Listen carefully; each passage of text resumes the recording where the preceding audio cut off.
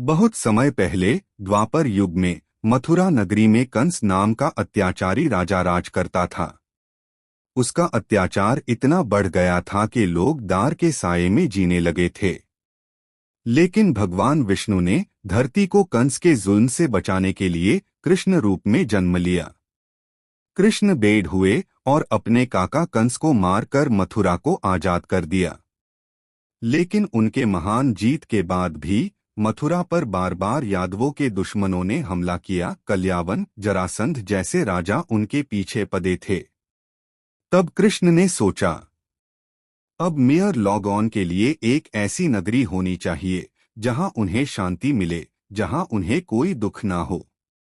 तब उन्होंने अपने दिव्या शक्ति से एक शहर बसाया, सोने की नगरी द्वारका। द्वारका समुंदर के किनारे गुजरात के पास स्थित थी।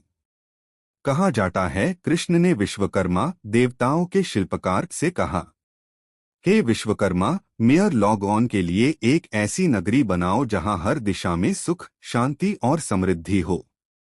और विश्वकर्मा ने अपनी माया से द्वारका को बना दिया। यहाँ के महल सोने चांदी के बेंद, सड़कों पर सुगंधित फूलों की खुशबू रहती थी और हर कोना कृष्ण के नाम से जगमग करता था। द्वारका में हर लोग खुश थे।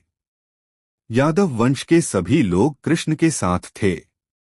उनके मित्रा, उनके परिवार और राधा के यादों से भरा हर कोना। द्वारका में कृष्ण ने रानी रुक्मिणी, सत्यभामा और अन्य रेनियन के साथ अपना जीवन बिताया।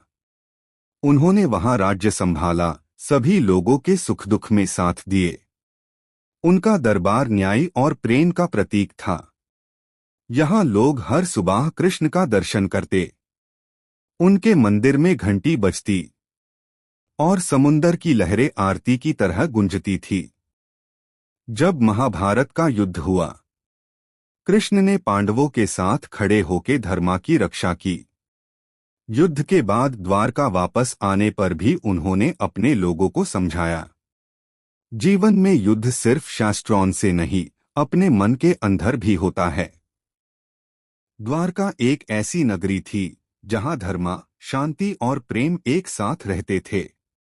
लेकिन समय के साथ यादव वंश में अहंकार बढ़ने लगा।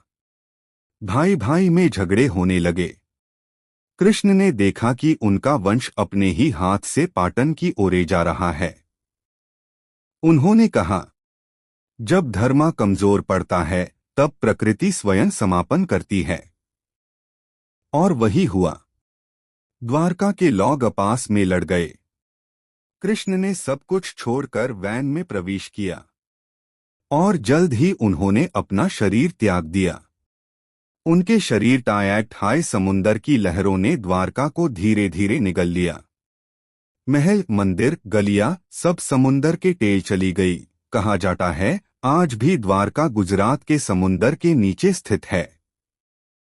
साइंटिस्ट्स ने पानी के नीचे उसके कुछ अवशेष ढूंढे हैं। सोने के टुकड़े, पठार के रथ और पुराने मंदिरों के निशान, ये सब साबित करते हैं द्वारका कोई कल्पना नहीं थी, एक सच्चा इतिहास था। और आज भी जब समुंदर के किनारे द्वारकाधीश मंदिर की घंटी बजती है तो लगता है जैसे कृष्ण खुद मुस्कुरा के कह रहे हो, मैं कभी गया नहीं,